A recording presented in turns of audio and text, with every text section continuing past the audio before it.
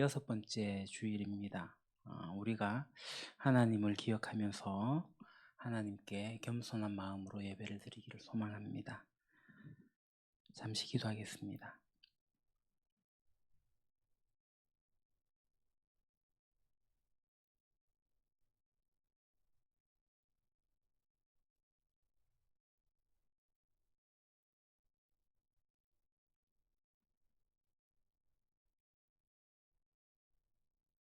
여호와께 감사하고 그의 이름을 불러 아뢰며 그가 하는 모든 일을 만민 중에 알게 할지어다. 그에게 노래하며 그를 찬양하며 그의 모든 기이한 일들을 말할지어다. 그의 거룩한 이름을 자랑하라. 여호와를 구하는 자들은 마음이 즐거울지로다. 하나님은 영이시니 예배하는 자가 영과 진리로 예배할지니라. 아멘.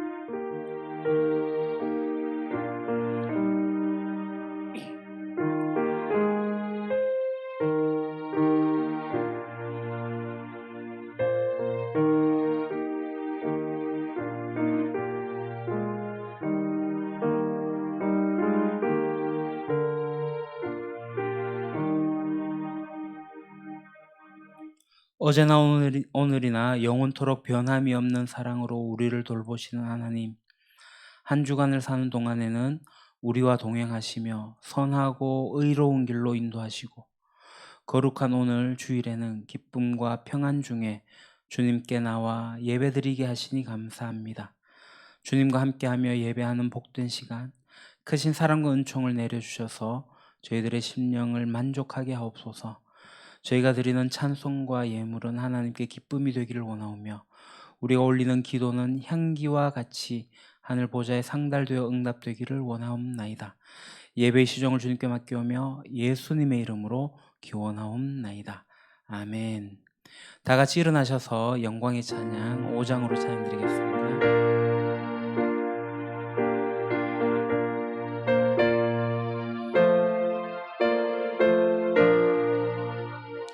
이 천지가 만물들아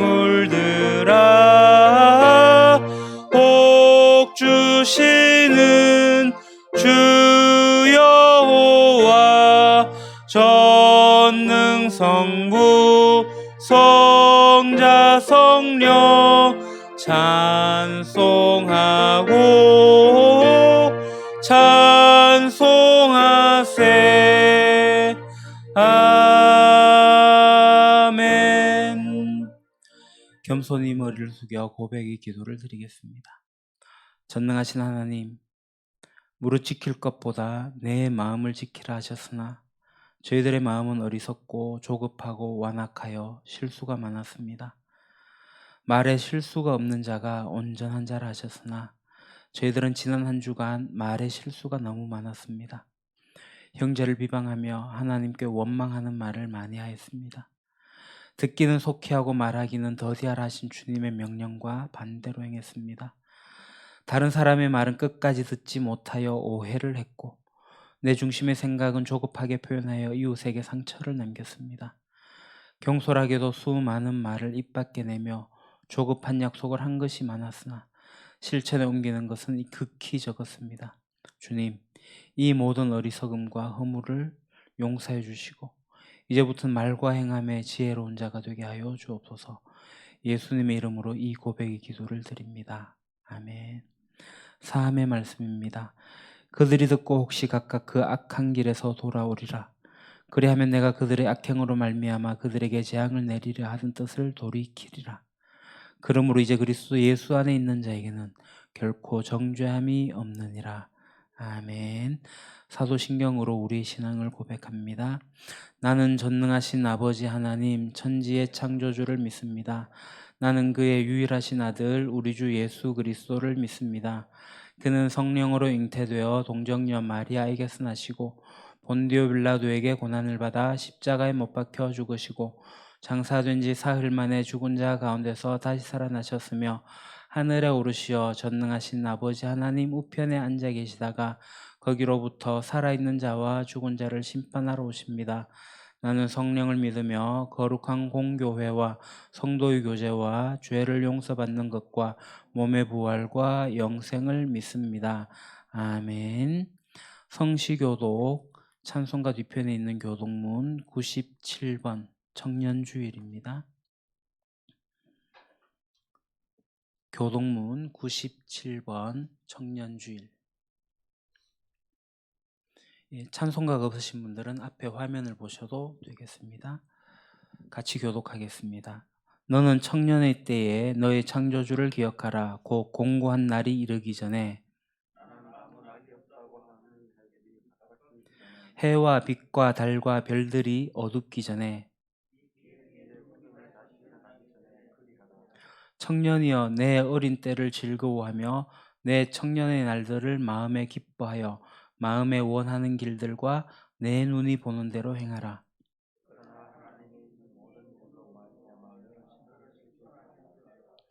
여호와를 경외하는 것이 지식의 근본이거늘 청년이 무엇으로 그의 행실을 깨끗하게 하리이까? 또한 너는 청년의 정욕을 피하고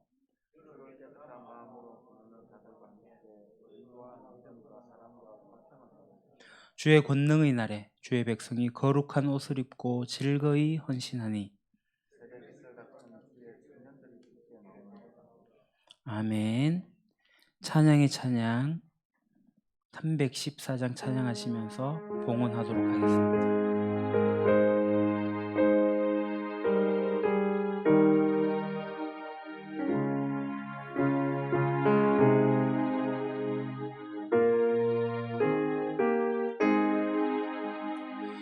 내 구주 예수를 더욱 사랑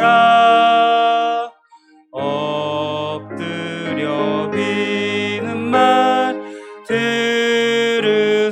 들으소서 내 심정 소원이 내 구주 예수를 더욱 사랑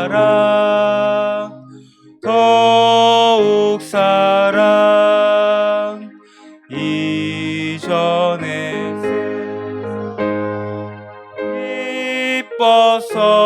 기뻤어도 지금 내 기쁨은 오직 예수 다만 내비는 말 내 구주 예수를 더욱 사랑 이 세상 떠날 때 찬양하고 숨질 때 하는 말 이것일세 다만 내비는 말 내 구주 예수를 더욱 사랑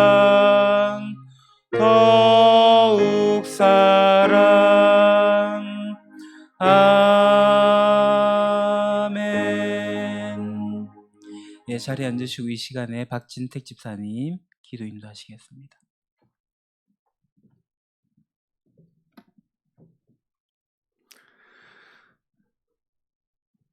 이름이 거룩히 여김을 받으시고 나라가 임하시고 뜻이 하늘에서 이루어진 것 같이 땅에서도 이루어지게 하소서. 하나님을 믿고 이 세상 우주 만물 모든 것들이 하나님의 것이며 그 어느 것 하나도 하나님의 뜻대로 되지 않는 것이 없음을 고백합니다. 또한 세상 끝날 때까지 너희와 함께 있으리라는 말씀을 믿고 의지하며 다시 오실 그날까지 부활을 소망하는 삶을 살고 항상 우리와 함께 하고 계심을 그리고 사랑하고 계심을 깊이 깨달아 주께서 허락하신 풍성한 삶을 누리며 같은 아버지를 둔 형제 자매처럼 서로 사랑하며 살기를 소망합니다. 현재 세상은 코로나 사태로 인해 곳곳에 많은 어려움을 겪고 있습니다.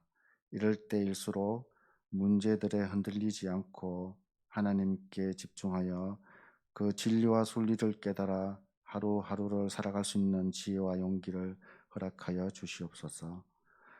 여러 가지 이유로 인해 가정에서 예배를 드리는 형제 자매들도 하나님께서 함께하고 계실 줄 믿습니다. 그들에게 힘과 용기를 주시고 함께 예배 드릴 수 있도록 허락하여 주십시오. 그리고 찾는 이들과 함께 예배를 드리고 있는 이상무 집사님과 정종태 성도님들에게도 하나님의 능력을 더하시고 제자로서의 삶을 살 수 있게 도와주십시오. 모든 성도들 한 사람 한 사람 소중하지 않고 하나님께서 사랑하지 않는 사람이 없음을 잘 압니다.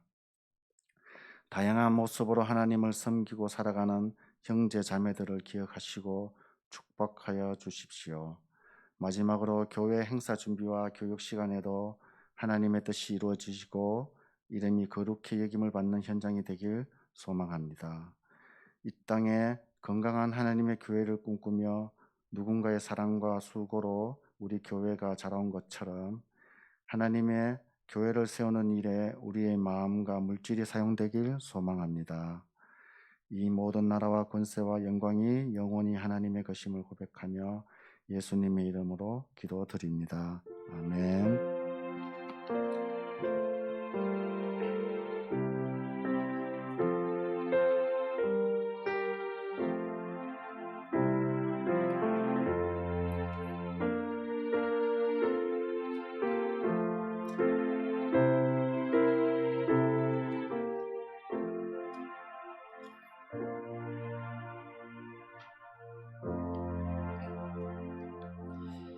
오늘 우리에게 주신 하나님 말씀은 사도행전 2장 17절입니다. 제가 가진 성경책은 신약 189쪽입니다. 사도행전 2장 17절, 성경이 없으신 분들은 앞에 화면을 보셔도 되겠습니다. 한 절이기 때문에 연이어 우리 3번 반복해서 이 말씀을 봉독하도록 하겠습니다. 크게 한번 같이 3번 반복하겠습니다. 하나님이 말씀하시기를 말세에 내가 내 영을 모든 육체에 부어주리니 너희의 자녀들은 예언할 것이요 너희의 젊은이들은 환상을 보고 너희의 늙은이들은 꿈을 꾸리라. 하나님이 말씀하시기를 말세에 내가 내 영을 모든 육체에 부어주리니 너희의 자녀들은 예언할 것이요 너희의 젊은이들은 환상을 보고 너희의 늙은이들은 꿈을 꾸리라. 하나님이 말씀하시기를 말세에 내가 내 영을 모든 육체에 부어주리니 너희의 자녀들은 예언할 것이요 너희의 젊은이들은 환상을 보고 너희의 늙은이들은 꿈을 꾸리라. 아멘. 우리가 꿈꾸는 교회는 초대교회를 모델로 하는 교회입니다. 그래서 초대교회가 이상적인 교회라고 생각하기 때문에 많은 교회들이 이런 말을 합니다. 초대교회로 돌아가자. 우리 교회는 이 초대교회가 여러 교회가 있는데 그 중에서도 안디옥 교회를 모델로 삼고 있죠. 근데 여러분 그거 아십니까? 이 초대교회에도 보수와 진보가 나누어져 있었다는 그 말입니다. 오늘 고린도 교회를 중심으로 해서 좀 살펴보려고 합니다. 고린도 교회에는 이 지식인 계층이 있었습니다. 이 지식인 계층들은 새로운 것을 잘 받아들이고 쉽게 받아들였습니다. 그래서 바울이 전한 복음, 예수 그리스도에 대한 복음을 쉽게 받아들였고 쉽게 이해를 했습니다. 그런데 이 복음이라는 것은 여러분 아시다시피 율법주의로부터 얽매이는 것을 그것을 얽매이는 것으로부터 좀 자유케 하는, 그것으로부터 해방케 하는 그런 진보적인 측면이 있습니다. 예를 들어서 우상에게 바친 고기를 먹을 수 있느냐 없느냐 하는 문제, 또 남자와 여자가 동등하냐 아니냐는 그런 문제, 이런 것들 속에서도 이 복음이 선포된 곳에서는 이전까지 그런 것에 얽매여 있었지만 그곳에 대한 해방함들이 있었습니다. 그러니까 복음이라는 것은 해방함을 주는 거죠. 고린도전서 8장 8절에서 11절을 제가 읽겠습니다. 그러나 우리를 하나님 앞에 내세우는 것은 음식이 아닙니다. 음식을 먹지 않는다고 해서 손해볼 것도 없고 먹는다고 해서 이로울 것도 없습니다. 그러나 여러분에게 있는 이 자유가 약한 사람들에게 걸림돌이 되지 않도록 조심하십시오. 지식이 있는 당신이 우상의 신당에 앉아서 먹고 있는 것을 어떤 사람이 보면 그가 약한 사람일지라도 그 양심에 용기가 생겨서 우상에게 바친 고기를 먹게 되지 않겠습니까? 그러면 그 약한 사람은 당신의 지식 때문에 망하는 겁니다. 그리스도께서는 그 약한 신도를 위해서 죽으셨습니다. 그러니까 우상에게 바쳐진 음식이 영적인 효력이 있느냐 없느냐에 대한 논쟁이 있었고 그것에 의한 갈등이 있었을 때 복음을 제대로 받아들인 그것을 제대로 이해한 사람들은 그것은 아무것도 아니다. 먹어도 되고 안 먹어도 된다라는 사실을 선명하게 이해를 했습니다. 그런데 이 복음에 대한 이해도가 낮은 사람들, 그런 집단들이 있었습니다. 기존의 율법에 매여 있던 사람들, 그리고 최근에 복음을 접해 교회에 들어온 초신자들, 그런 사람들이었습니다. 그들은 복음을 듣긴 들었는데 복음이 주고 있는 자유와 그 해방의 능력을 덜 체험했던 사람들이죠. 그래서 이와 같은 갈등이 있었습니다. 본문에서 그런 사람을 약한 사람이라고 표현하고 있습니다. 그러니까 이 우상에게 바쳐진 음식이 뭐든 간에 그것을 먹는 것에 대해서 다소 꺼림칙하게 생각하는 소위 보수적인 사람들이 있었다는 것이죠. 이러한 진보적인 사람과 보수적인 사람이 있었습니다. 그리고 초대교회에는 부자와 가난한 자들도 있었습니다. 11장 22절을 봅시다. 여러분에게 먹고 마실 집이 없습니까? 그렇지 않으면 여러분이 하나님의 교회를 멸시하고 가난한 사람들을 부끄럽게 하려는 것입니까? 내가 여러분에게 무슨 말을 해야 하겠습니까? 여러분을 칭찬해야 하겠습니까? 이 점에서는 칭찬할 수 없습니다. 아이러니하게도 진보적인 사람들은 어떤 사람이었냐면 지식인이었습니다. 그리고 이 사람들은 부유한 사람들이었습니다. 그래서 이 사람들은 뭔가에 거리낌이 없는 그런 사람들이 대부분이었습니다. 반대로 보수적인 사람들은 가난한 사람들이었고 숫자적으로도 대부분을 차지하는 사람들이었습니다. 이게 가난한 사람들이 다수를 차지하였고 그들은 또 율법적이었습니다. 그렇지만 기득권과는 거리가 먼 그러한 입장에 있었습니다.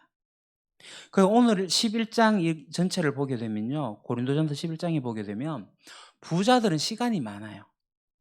그들은 먹고 살기 위해서 노동에 종사하지 않아도 되었죠.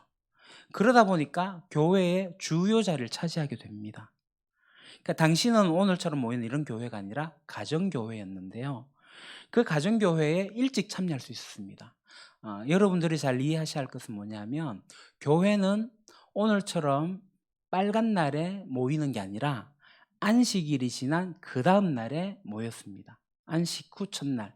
그러니까 다 일하고 저녁에 모이는 거죠. 저녁 식사를 함으로써 예배가 시작이 된 겁니다. 그러니까 다른 사람은 다 일하고 늦게 들어오는데 부자인 사람들은 노동을 하지 않으니 일찍 예배에 참석할 수 있고 그곳에 가게 되는 거고 미리 차려진 음식을 먼저 먹게 되는 겁니다. 음식이 차려져 있고 음식을 일찍 먹게 되죠. 그래서 이 바울이 이렇게 지적합니다. 21절에 먹을 때에 사람마다 제가끔 자기 저녁을 먼저 먹음으로 어떤 사람은 배가 고프고 어떤 사람은 술에 취합니다. 자, 어떤 사람들은 먼저 차려진 빵과 포도주를 먼저 먹어서 배부르고 또 술에 취해 있어요. 그러나 일하다가 늦게 온 가난한 자들은 음식이 다 떨어지고 도착하다 보니까 먹을 게 없어진 거예요. 그러니까 왜 그들을 부끄럽게 하냐라고 지금 바울이 지적하고 있는 겁니다. 이처럼 교회에 다양한 계층이 있었어요. 그 진보적인 사람과 보수적인 사람, 그 지식인들과 부자들과 가난한 사람들. 또 이런 갈등이 있습니다. 1장 11절 13절을 보게 되면 나의 형제 자매 여러분, 글로의 집 사람들이 여러분의 소식을 전해주어서 나는 여러분 가운데에 분쟁이 있다는 것을 알게 되었습니다. 다름이 아니라 여러분은 저마다 말하기를 나는 바울 편이다, 나는 아볼로 편이다, 나는 게바 편이다, 나는 그리스도 편이다 한다고 합니다. 그리스도께서 갈라지셨습니까? 바울이 여러분을 위하여 십자가에 달리기라도 했습니까? 또는 여러분이 바울의 이름으로 세례를 받았습니까? 이와 같이 초대 교회에는 어떤 사역자를 지시하고 그 사역자의 명망을 빌어 가지고 나의 지위를 높이려고 하는 그러한 어 갈등, 문제, 분파들이 있었습니다. 나 문재인 대통령하고 악수했어. 나 박근혜 대통령 악수했어 하고 대통령 사진 찍은 거 나 이런 사람이야 라는 그런 거가 똑같이 나는 바울하고 친해. 난 누구하고도 친해. 이런 명망 있는 사람들과 하면서 분파를 만드는 겁니다. 그래서 이 고린도전서를 읽어보시면 이 문제뿐만 아니라 음식의 문제, 성찬의 문제, 교회 내에서 여성의 역할 문제, 뭐 성령의 문제 등 수많은 갈등이 존재했습니다. 그러니까 이 갈등이 있다는 가지고 좋다 나쁘다 이렇게 이야기할 수 있는 건 아니죠. 갈등이 있으니까 이게 문제가 있다 이렇게 말하려고 하는 것은 아닙니다. 성경은 있는 그대로를 보여주고 이 갈등의 문제를 어떻게 해결해야 할 것인가를 알려주고 있는 거죠. 자, 그러면 오늘 우리 유림교회 모습이 어떤지를 한번 살펴봅시다. 자, 우리는 경주라는 곳에 살고 있습니다. 황성동에 있습니다. 경주는 굉장히 보수적인 도시입니다. 그리고 보수적인 교회가 있는 곳입니다. 이 투표의 결과를 한번 보도록 하겠습니다. 이게 지난 총선의 결과입니다. 황성동에 22,000여 명이 있고요. 그중에서 15,000명이 투표를 했습니다. 그중에서 2,000여 명이 더불어민주당, 6,000여 명이 미래통합당, 2,000여 명이 정의당, 3,000여 명이 무소속 이렇게 투표를 했습니다. 그러니까 한꺼번에 다 나왔네요. 우리 황성동을 보게 되면 진보 성향이 약 32%, 보수 성향이 약 64%를 차지합니다. 경주시 전체를 보게 되면 보수 성향이 70%, 진보 성향이 약 26%를 차지합니다. 이거는 선거관리위원회 홈페이지에 가면 다 나와 있습니다. 그러니까 경주시가 굉장히 보수적인데 그중에서도 황성동은 좀 덜 보수적이다. 좀 더 진보적인 것을 볼 수가 있습니다. 투표를 봐서. 제가 지금 정치 이야기를 하려고 하는 건 아니고요. 이러한 경주시 토대 위에 우리 교회가 그리고 경주시의 교회가 어떻게 서 있는가를 보려고 합니다. 경주에는 대형 교회가 없습니다. 다 중소형 교회입니다. 이제 대형 교회라고 하면 3,000명 이상 메가처치라고 하는데요. 뭐 경주는 이제 많아야 뭐 1,000명 조금 넘어가니까요. 다 중형 교회쯤 됩니다. 근데 이 중형 교회의 목사님들의 차와 사택을 보게 되면 어느 정도 수준 이상의 것들로 갖고 있고 소유하고 있음을 보게 됩니다.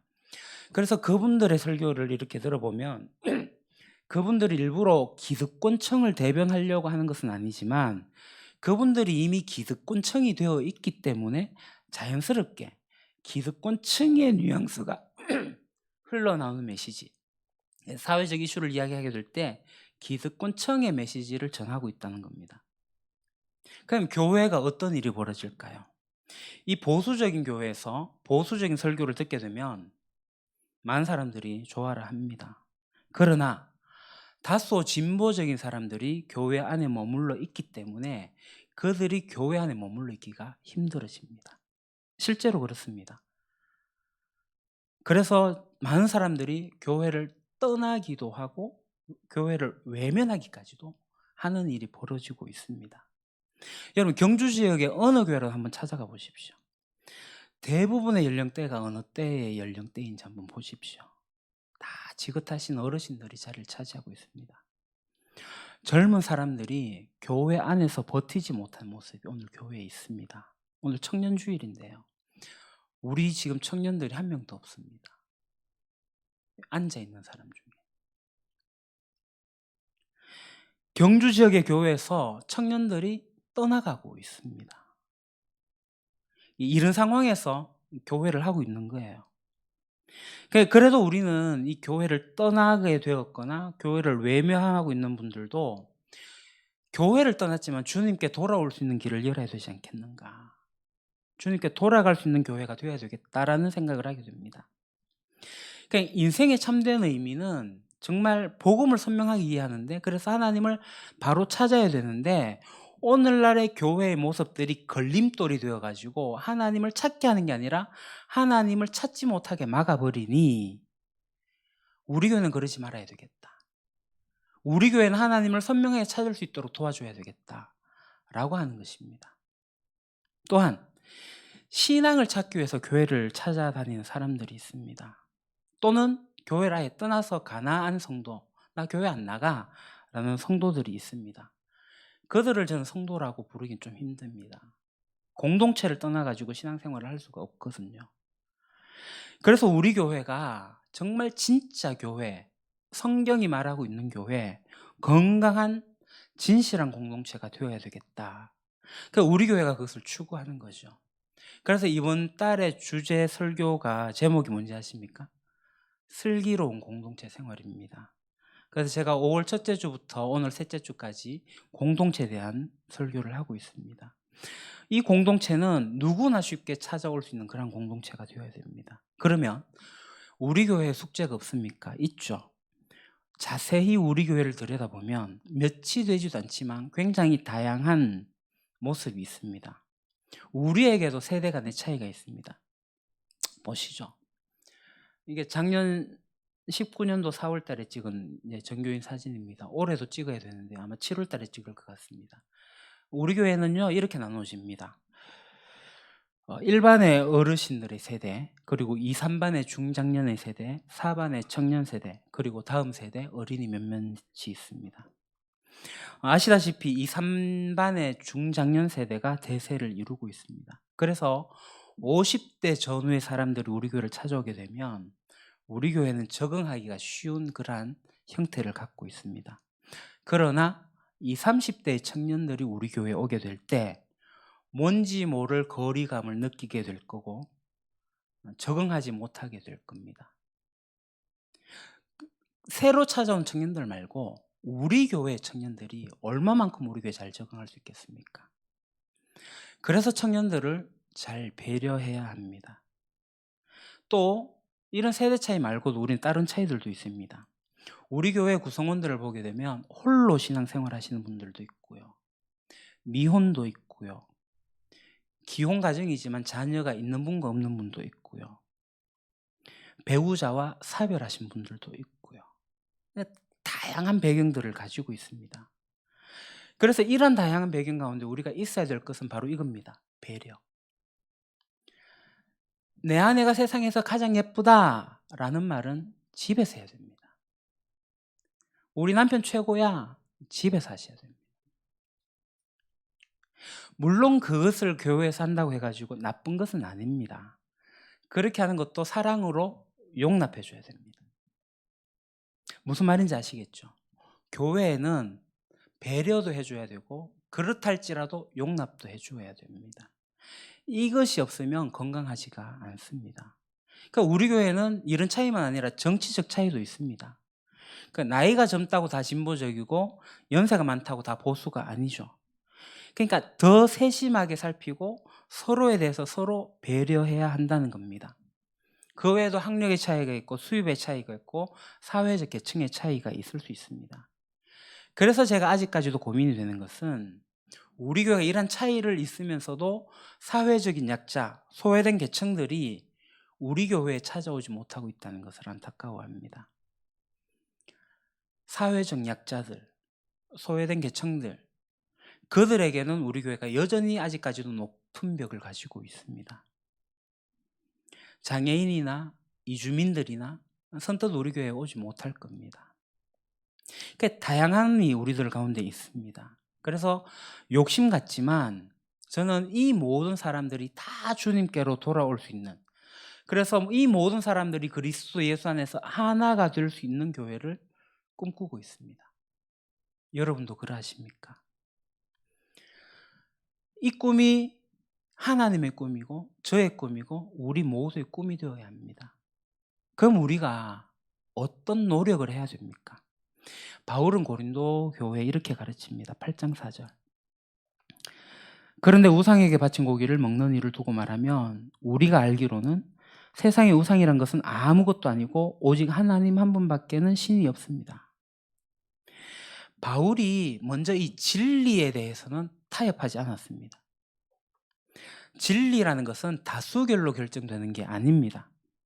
우상에게 바쳐진 음식이 끄림칙하다는 사람이 많다고 해서 실제로 그것이 신적인 능력이 있다는 것이 아닙니다.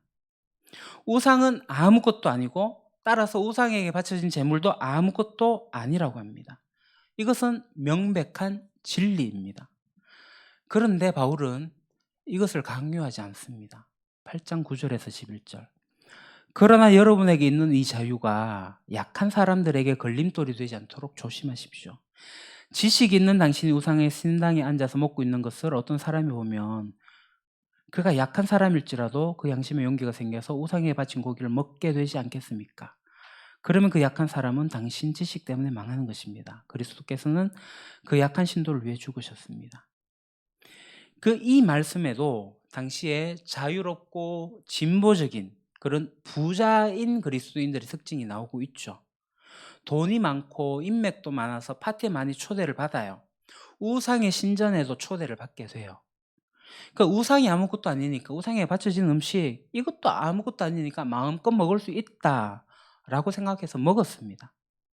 근데 이 모습을 보고 우상의 음식을 꺼림칙하게 생각하는 많은 사람들이 고민하고 갈등하고 있는 거죠. 그러니까 이렇게 약한 사람들의 양심을 흔들리게 하고 하는 것들, 헷갈리게 하는 것. 그러니까 우상에게 바쳐진 음식을 먹는 게 자유롭다고 해도 그것에 대해서 힘들어하고 있는 이들이 있다면 그 그리스도인 형제를 배려해야 된다. 절대로 그러면 안 된다라고 하는 겁니다. 진리는 알지만 그 진리를 안다고 해서 그 진리를 함부로 사용할 것이 아니라는 것. 그것을 아직 온전히 깨닫지 못한 자들이 있다면 그렇게 하면 안 된다는 거죠. 어떻게 해야 되죠? 13절에 바울이 이렇게 고백합니다. 그러므로 음식이 내 형제를 걸어서 넘어지게 하는 것이라면 그가 걸려서 넘어지지 않게 하기 위해서는 나는 평생 고기를 먹지 않겠다. 우리 공동체에 약한 사람이 있습니다. 고기를 먹는 것을 꺼림칙하게 생각하는 사람이 있다면 내가 고기를 먹어도 괜찮지만 나에게 고기를 먹어도 되는 자유가 복음 안에서 있게 되었지만 나는 그럼에도 불구하고 고기를 먹지 않겠다라는 바울의 고백을 보십시오. 왜 그럴까요? 약한 사람을 배려하기 위함입니다. 그래서 10장 24절에 이렇게 말합니다. 아무도 자기의 유익을 추구하지 말고 남의 유익을 추구하십시오. 그리스도인의 공동체 생활은 나에게 자유가 주어져 있기 때문에 내가 복음의 진리를 깨달았기 때문에 그 자유를 무한정 마음껏 누리는 것이 아니라 더 중요한 것은 내 공동체 안에 있는 함께 있는 다른 사람들을 배려하고 생각하고 또 위하여 주라는 것입니다. 남의 유익을 추구하는 것, 약자를 배려해야 하는 이유입니다. 10장 31절을 봅시다. 그러므로 여러분은 먹든지 마시든지 무슨 일을 하든지 모든 것을 하나님의 영광을 위하여 하십시오. 이 말씀이 모든 그리스도인들의 삶의 기본입니다. 하나님의 영광을 위해서. 나에게 주어진 자유를 사용하는 것도 다른 사람을 배려하고 특히 약자를 배려하고 그들의 유익을 추구하는 것. 그렇게 자유를 사용하라는 말씀입니다. 그러면 여기에서 우리 21세기를 살고 있는 우리 유림교회 어떤 가르침을 배워야 될까요? 먼저는 진리에 대해서는 싸워서도 지켜야 된다라는 겁니다. 진리가 뭡니까? 십자가를 통해서 우리를 구원하신 예수 그리스도, 그 복음에 대해서는 흔들려서는 안 됩니다. 그리고 우리끼리만 즐거운 공동체가 되려고 하지 말고 찾는 이 중심의 이 가치를 절대 놓쳐서 안 됩니다. 교회는 우리만 즐기라고 모인 공동체가 아닙니다. 복음이 필요한 사람, 하나님이 필요한 사람, 예수 그리스도가 필요한 사람들을 위해서 존재하는 곳이 교회입니다. 또 어떤 진리가 있습니까? 하나님 나라의 통치 원리입니다. 그것은 사랑과 정의입니다. 그래서 우리의 삶 속에서 정의를 추구하고 또 평화를 추구하고 형제와 이웃을 사랑하는 이 대원칙은 절대 타협해서는 안 되고 반드시 지켜야 할 것입니다. 또 세 번째로 지켜야 할 것이 있는데 그것은 공동체의 하나됨입니다. 교회가 분열되는 것은 그리스도의 몸을 찢는 것과 같은 것이라고 바울이 말하고 있습니다. 이러한 세 가지, 복음에 흔들리지 말고 하나님 나라의 통치 원리인 사랑과 정의를 지켜내는 것, 그리고 공동체 하나 되면 우리가 반드시 지켜야 될 것입니다. 그 다음에 바울이 용납해야 될 것을 말합니다. 그것은 뭐냐면 다름입니다. 다름을 용납하라. 어떤 것이 다르죠? 먼저는 예수님을 사랑하고 예수님을 믿는 방식이 다를 수 있습니다. 우리 개신교는 여러 가지의 교단들이 있습니다. 교단의 방법들이 다 다릅니다. 그렇다고 해서 그것이 틀린 게 아닙니다. 세례 줘도 되고 침례 줘도 됩니다. 신앙생활 하는 거 다 다를 수 있습니다. 내가 예전에 다녔던 교회는 이랬어요. 어느 교회가 이렇게 해요. 다 다릅니다. 그것을 강요할 수가 없습니다. 분명한 것은 그 다름을 배려하는 겁니다. 배려하는 것이 옳은 겁니다. 그리고 사랑과 정의를 추구하는 방식도 다를 수가 있습니다. 어떤 분들은 이 사랑과 정의를 추구하는 마음이 있는데 조용히 기도만 하시는 분들이 있고, 어떤 사람은 앞장서서 나가서 행동하는 사람들도 있습니다. 그러니까 우리 교회는 이런 두 부류가 다 존재할 수가 있습니다. 그렇다면 우리가 어떻게 하는 것이 맞습니까? 기도만 합시다. 기도도 하고 나갑시다. 이 둘 다 맞습니다.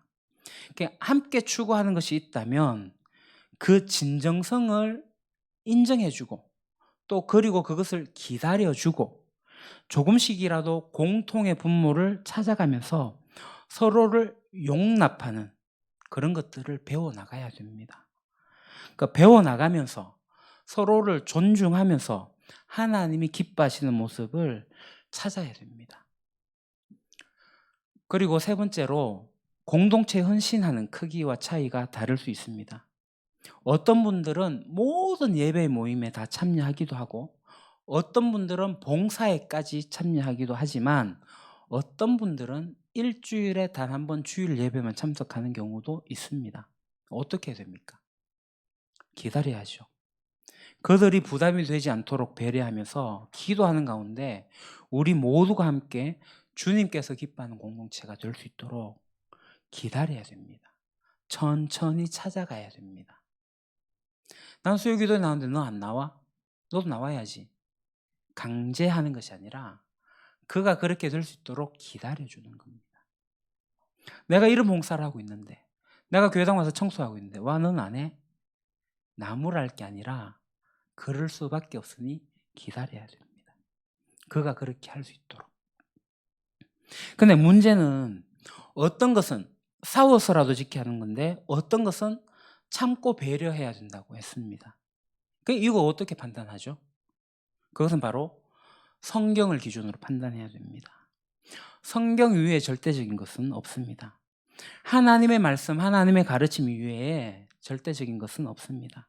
나의 경험, 나의 지식, 나의 직업, 내가 부자인지 가난한지, 내 체험이 어떤 건지, 그 모든 것들이 이 성경에서 상대적이어야 됩니다. 성경이 말씀하시는 것을 우리가 함께 보고 듣고 순종해야 됩니다. 그래서 우리가 매일 성경을 같이 읽고 있지 않습니까? 제가 질문 하나 할게요. 만약에 여러분들이 교회를 선택한다고 할 때 그 교회 목사님이 성경에 대해서 잘 아시는 분이면 좋겠습니까? 성경에 대해서 잘 모르시는 분이 좋겠습니까? 당연하죠. 저 같으면 성경에 대해서 잘 아는 목사님 있는 교회를 선택할 것 같습니다. 저는 우리 교회에서 제가 성경 말씀을 제일 바르게 깨달을 확률이 높습니다. 만약에 제가 성경 말씀을 잘 깨닫지 못하고 이상하게 해석하고 잘못된 내용으로 설교한다면 여러분들이 지금 이상한 교회를 다니고 있는 겁니다. 저는 말씀드린 대로 제가 우리 교회에서 이 성경 말씀을 제대로 깨달을 확률이 높은 사람입니다. 다 안다 아닙니다. 제가 100% 진리라고 얘기하는 거 아닙니다.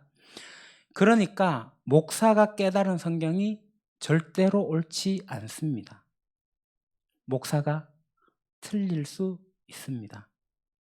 그래서 하나님께서 공동체를 주셨습니다. 이 공동체를 성령님이 이끄시면서 하나님의 말씀을 바로 깨달아 가도록 이끌어 가십니다. 그래서 여러분 한 분 한 분이 깨달음이 굉장히 중요합니다. 그런 것들이 모여 가지고 이 반응을 주고받을 때 우리가 성경의 진리 가운데 정말 하나님이 원하시는 것이 무엇인지 더 깨달음으로 나갈 수 있습니다. 그렇게 하지 않고 가만히 그냥 여러분들이 앉아 있으면 목사가 하는 말이 다 맞다고 아멘 하게 됩니다. 죄송하지만 그러면 광화문에 나가서 태극기 들 수도 있게 됩니다.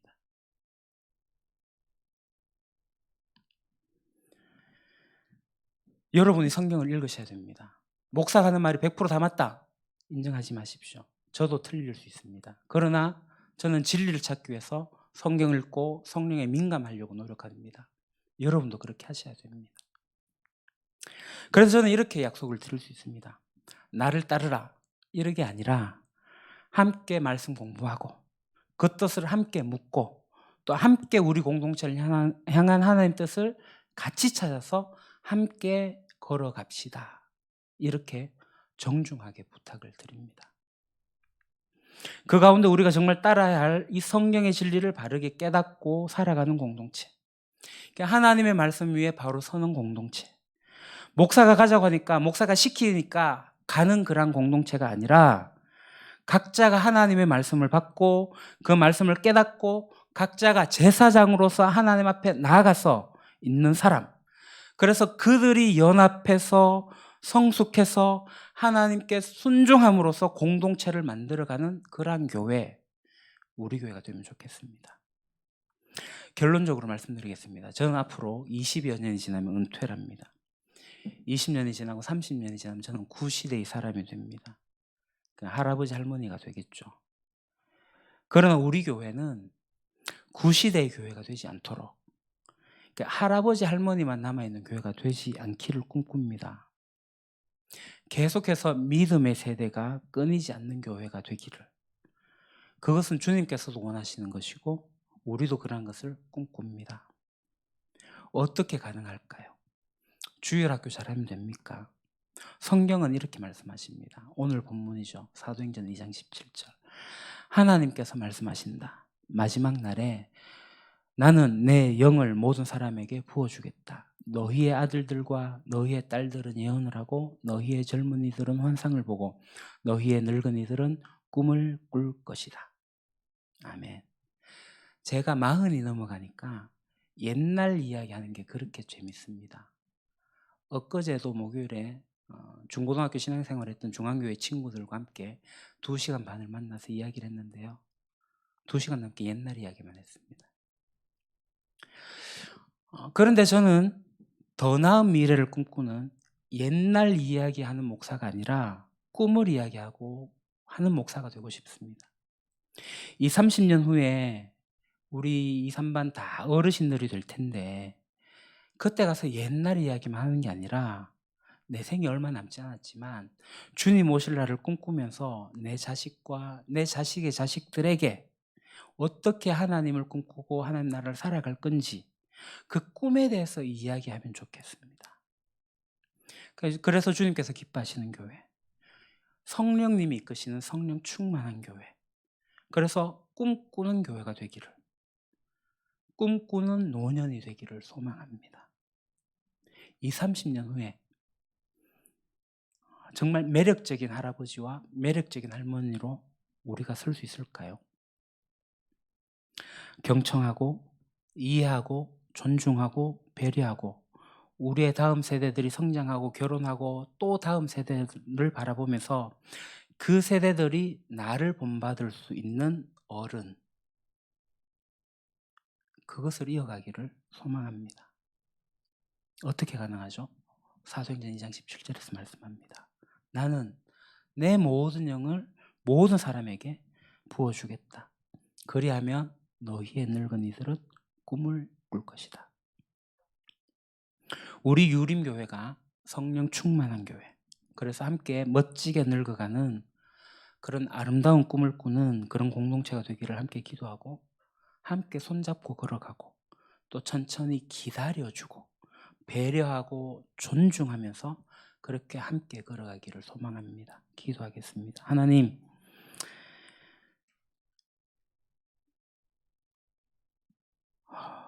성령 하나님께서 주장하시는 교회, 그래서 성령 충만해진 교회, 아름다운 꿈을 꾸는 교회가 되기를 소망합니다. 우리 교회 공동체가 서로 안에서 경청하고 이해하고 또 존중하고 배려하고 함께 손잡고 또 천천히 기다려주면서 함께 걸어갈 수 있는 그런 공동체가 되기를 정말 소망합니다. 하나님이 기뻐하시는 하나님의 교회, 모든 사람들이 넘나들 수 있는 그러한 교회, 걸림돌이 되지 않고 디딤돌이 되어서 하나님 나라로 나아갈 수 있는 그러한 교회, 그런 교회가 되기를 소망합니다. 저희들을 사용하여 주십시오. 예수님 이름으로 기도합니다. 아멘. 우리 이 시간에 더불어 함께 같이 찬양하면서 응답하도록 하겠습니다.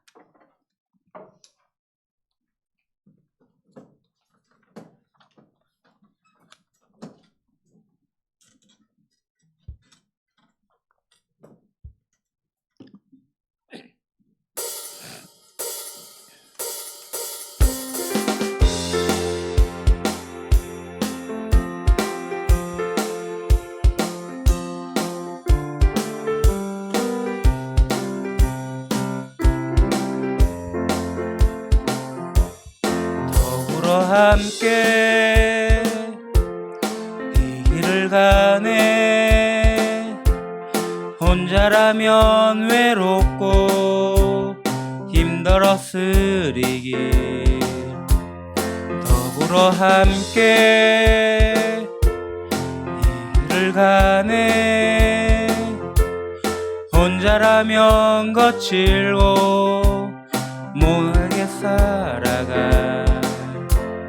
더불어 함께 이 길을 가네. 그의 형상 닮아가는 이들과 함께 이제 더 이상 나만의 세계 구하지 않으리. 더불어 함께 살며 그분의 나라 나타내리. 이제 더 이상 나만의 세계 구하지 않으리. 더불어 함께 살며 그분의 나라 나타내리. 더불어 함께 이 길을 가네. 2000년 동안 계속 이어져 온 이 길. 더불어 함께 이 길을 가네. 그의 나라 올 때까지 이어질 이 길. 네, 교회 소식 전하겠습니다. 주보를 참조해 주시기 바랍니다. 이달의 말씀 암송은 에베소서 2장 19절입니다. 우리 같이 한번 읽어보겠습니다. 그러므로 이제부터 너희는 외인도 아니요 나그네도 아니요 오직 성도들과 동일한 시민이요 하나님의 권속이라. 아멘. 이제 어느 정도 좀 외워지시죠? 한 번 더 하겠습니다.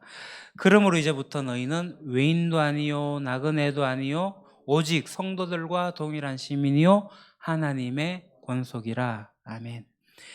자연 예배는 10월 9일에서 10일 1박 2일로 예정을 하고 있습니다. 제가 준비위원장이 되었습니다. 나중에 준비위원들을 제가 모으도록 하겠습니다. 위에서 시간을 반드시 비워두십시오. 온 가족이 함께 가는 겁니다. 1박 2일입니다. 금토입니다. 금토. 그리고 9일은 빨간 날 쉬는 날입니다. 한글날. 어린이 청년을 위한 지정헌금 많이 해주셨는데요. 오늘까지입니다. 오늘까지 한 것을 집계해서 다음 주에 전달을 하도록 하겠습니다. 그리고 24주년 기념 감사 헌금에 대해서 조금 더 다시 한 번 더 말씀드리도록 하겠습니다. 보통 임직을 하게 될 경우에 임직 감사 헌금을 하게 되는데 우리 교회는 그것이 보통 이루어지는 것들과 다르게 하기 위함으로서 무명으로 감사헌금을 하게 됩니다. 과하게 하는 것도 원치 않습니다. 헌금은 자발적인 것이기 때문에 기존에 있던 그런 것들 다 하지 않으면 좋겠고, 그리고 이 임직과 은퇴라는 것은 그들만의 잔치가 아니라 우리 교회의 잔치입니다. 그래서 우리가 함께 감사하는 거죠. 24주년 동안 지켜주신 것에 대해서 함께 감사를 하게 되는데, 헌금을 이날만큼만 무명으로 하도록 하겠습니다. 내가 뭐 얼마 했다 이름을 알리는 것이 중요한 게 아니라 이날만큼 하셔야 되는데, 헌금의 금액의 액수는 여러분들이 자원하시면 됩니다. 1,000원도 좋고 10,000원도 좋고 더 이상도 좋고, 항상 헌금은 자발적인 겁니다. 그러나 모든 성도들이 동참을 해주시는데 단 하루만 헌금을 해주십시오. 6월 7일 무명으로 24주년 봉투에 하시면 됩니다. 예. 그러니까 우리 교회는 임직감사헌금을 따로 받지 않습니다. 나중에 여러분들이 임직하게 될 때도 동일하게 적용이 될 겁니다. 좀 더 나은 방법이 있다면 그 방법으로 바꾸어지진 하겠지만, 제 생각으로는 더 나은 방법이 있을까? 헌금하지 마라, 저는 이건 원치 않습니다. 감사한 일에 어느 정도가 아니라 감사 표현하는 것은 자본주의에서 자본을 내는 것, 내가 가진 재정을 내는 것은 굉장히 중요한 헌신이기 때문에 그렇습니다. 헌금은 해야 되는데 많고의 적음의 차이는 자발적인 겁니다. 이해되시죠? 다른 교회에 가서도 만약에 그렇다면 이건 자랑하셔도 됩니다. 야, 너네 교회 뭐 권사 임직하는데 뭐 몇백 내지? 우리는 그런 거 없어. 하셔도 됩니다. 이게 저는 한국 교회 좀 잘 보편화되면 좋겠습니다. 좀 길었습니다, 이야기가. 자, 24주년 기념사업 은직식, 은퇴식은 6월 둘째 주 또는 7월 첫째 주 예정인데요. 지금 아마 7월 첫째 주가 될 확률이 큰 것 같습니다. 이날 은퇴식도 하게 되는데 우리 권사님들이 은퇴는 하셨는데 은퇴식을 안 하셔가지고 우리 모든 권사님들의 은퇴식도 같이 겸해서 합니다. 그 점 알아주시면 좋겠습니다. 항존직 피택자 교육 이제 거의 끝나가게 됩니다. 16주를 하게 되는데 오늘 13주차 모임을 하도록 하겠습니다. 그리고 총회에서 예배 회복의 날을 5월 31일 성령 강림주일로 정해서 모든 것들이 회복될 수 있도록 하자라고 하셨습니다. 그래서 우리 교회도 5월 31일 기점으로 분반 모임을 시작하도록 하겠습니다. 그때까지는 분반 모임까지는 자제하겠습니다. 사실 공동체 식사도 그때까지 안 해야 되는데 우리 교회의 특성상 집에 안 가시고 또 남아서 식사를 하시더라고요, 끼리끼리. 그래서 그럴 바에는 그냥 식사하자라고 해서 식사까지 준비가 되어져 있습니다.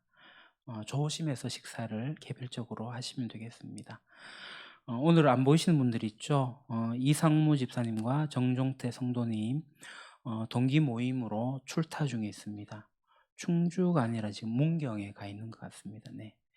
그리고 저는 하나복 정모 그리고 총회 청소년 공과 집필위원이 되어서 집필을 하고 있습니다. 예, 그러면 다 같이 일어납시다. 앞뒤 좌우 옆으로 인사하시고요. 사랑합니다. 환영합니다. 축복합니다. 성령 충만합시다. 아름다운 교회를 꿈꾸어 나갑시다. 예, 그래서 우리는 주의 거룩한 교회임을 함께 고백하도록 하겠습니다.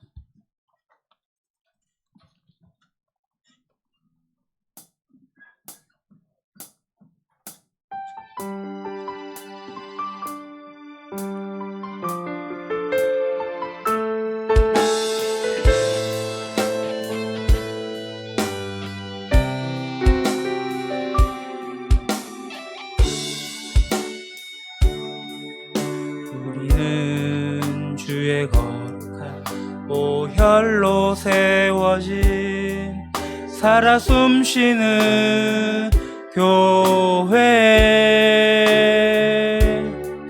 예수를 주로 섬기며 살아가네. 우린 주님 안에 한 가족, 하늘 아버지 우리 안에 계시네. 우린 그날 향한 하늘 가족. 아버지여 우릴 도우사 사랑하게 하소서. 주의 영광을 보내 우린 하늘의 가족. 오 하늘 아버지, 이 백성의 아버지, 당신의 귀한 아들 보내신 높은 사랑.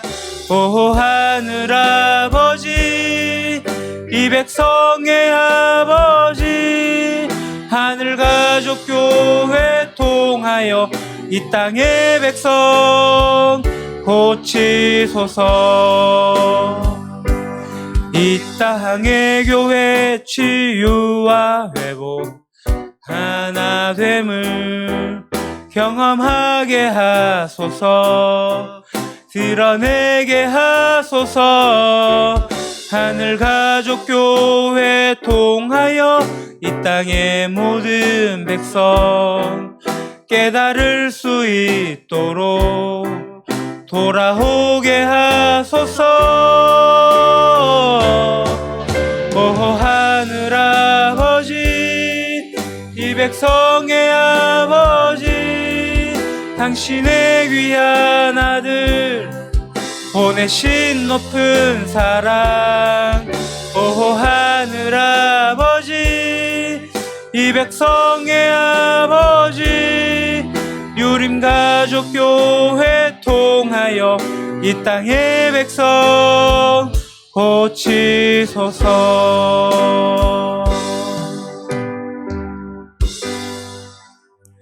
이제는 주 예수 그리스도의 은혜와 아버지 하나님의 크신 사랑하심과 성령님의 감화감동 교통하심이